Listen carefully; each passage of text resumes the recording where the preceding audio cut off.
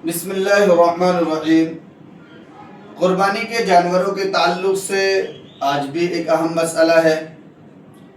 اور آپ تمام لوگ جہاں تک یہ ہمارا ویڈیو جاتا ہے وہ اپنے ساتھیوں کو شیئر کر دیں، اس وجہ سے کہ ہمارے وہ بعض ساتھی جو ان چیزوں سے نابلد ہیں ان کو یہ علم حاصل ہو جائے اور وہ اپنی قربانیوں کو درست کر لیں۔ تو ایک بات یہ آتی ہے کہ ہم عام طور پر یہ کوشش کرتے ہیں، اور ہر آدمی کی یہ تمنا اور خواہش ہوتی ہے کہ وہ اچھا فروے جانور لائے اور خوب بہترین جانور لائے، بہت خوبصورت جانور لائے، اور اس کے لیے وہ رقم کی بھی پرواہ نہیں کرتے ہیں بلکہ ایک موٹی رقم دے کر ایک خوبصورت جانور خریدتے ہیں۔ لیکن بسا اوقات ایسا ہوتا ہے کہ کئی بار تلاش کرنے کے باوجود ہمیں کوئی ایسا جانور نہیں ملا، لیکن دوسری طرح کا جو نبل تھا یا کمزور تھا یا اس طرح سے اس میں کوئی عیب تھا، ایسا جانور مل جاتا ہے۔ تو سمجھنے والی بات اور جاننے والی بات یہ ہے کہ آیا وہ کون سے جانور ہیں کہ جن کی قربانی ہمیں نہیں کرنی چاہیے، اور وہ کون سے جانور ہیں جن کی قربانی کرنی چاہیے۔ تو یہ تو کلیئر ہے کہ وہ جانور جو قربانی کے لیے جائز ہیں، جن کی قربانی ہو سکتی ہے، ان کا موٹا فروے ہونا، خوبصورت ہونا، بہترین ہونا، شاندار ہونا، اور ناپ نقشے کے اعتبار سے ان کا بہترین ہونا، یہ تو سبھی چاہتے ہیں۔ لیکن وہ کون سے جانور ہیں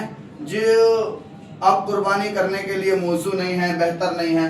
تو حدیث ہے سنن ابو داؤد کی، اور اسی طرح سے ترمذی کی بھی حدیث ہے، جس میں بتایا گیا ہے کہ عام طور پر 4 جانور ایسے ہیں جن کی قربانی سے بچنا چاہیے، جن کی قربانی نہیں کرنی چاہیے۔ پہلا نمبر تو یہ ہے کہ وہ جانور جس کا کانا پن ظاہر ہو۔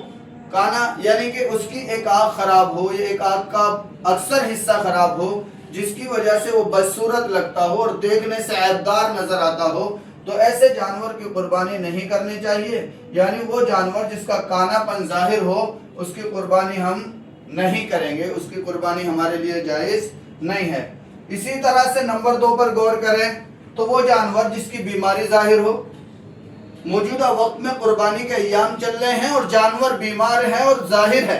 کہ جانور بیمار ہے، تو ایسے جانوروں کی قربانی سے ہمیں بچنا چاہیے، ایسے جانوروں کی قربانی بھی ہمیں نہیں کرنی چاہیے۔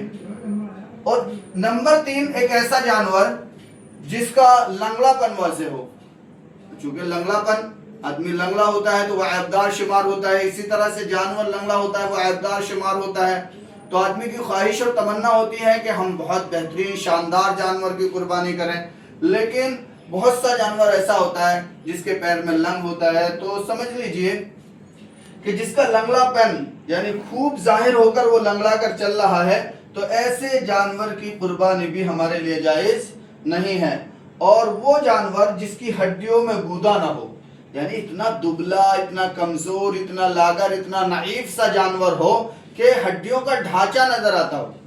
تو ایسے جانور کی قربانی بھی ہمیں نہیں کرنی چاہیے، جس میں صرف اور صرف ہڈیاں ہوں، گوشت نام کی چیز نہ ہو، کھال بھی ہڈیوں پر پڑی ہوئی ایسے نظر آتی ہو کہ گویا ہڈیوں کو صرف اس پردے سے ڈھانکا گیا ہے۔ تو ایسا جانور جو اتنا لاغر، کمزور، نحیف، کمزور سا ہو، اس کی قربانی بھی ہمیں نہیں کرنی چاہیے۔ تو روایت کے مفہوم کے مطابق نمبر 1 وہ جانور جس کا کانا پن ظاہر ہو، وہ نمبر 2 وہ جانور جس کی بیماری ظاہر ہو، اور نمبر 3 وہ جانور جس کا لنگڑا ہونا واضح ہو، لنگڑا دکھ رہا ہو، اور ایسے ہی وہ جانور جو انتہا درجے نحیف، کمزور اور لاغر ہو اور ہڈیوں کا ڈھانچہ ہو، ایسے جانوروں کی قربانی ہمیں نہیں کرنی چاہیے۔ السلام علیکم ورحمۃ اللہ وبرکاتہ۔